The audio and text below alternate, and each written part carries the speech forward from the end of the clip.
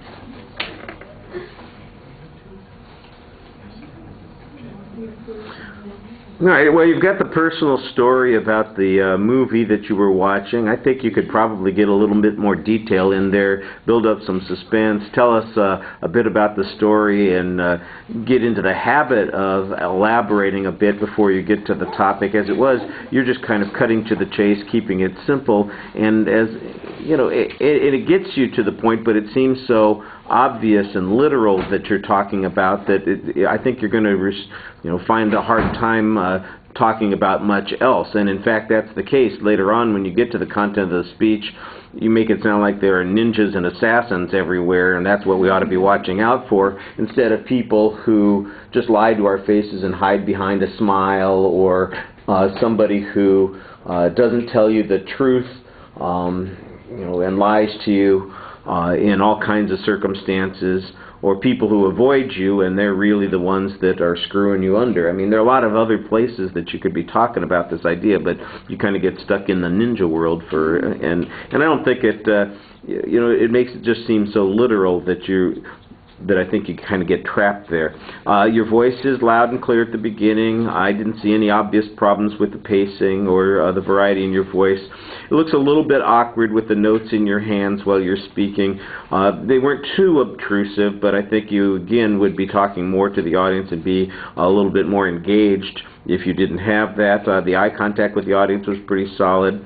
I didn't see any obvious problems again. Your exit line was clear. It wasn't really eloquent. It didn't...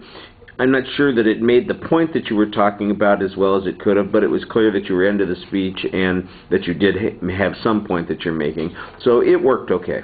All right, thank you.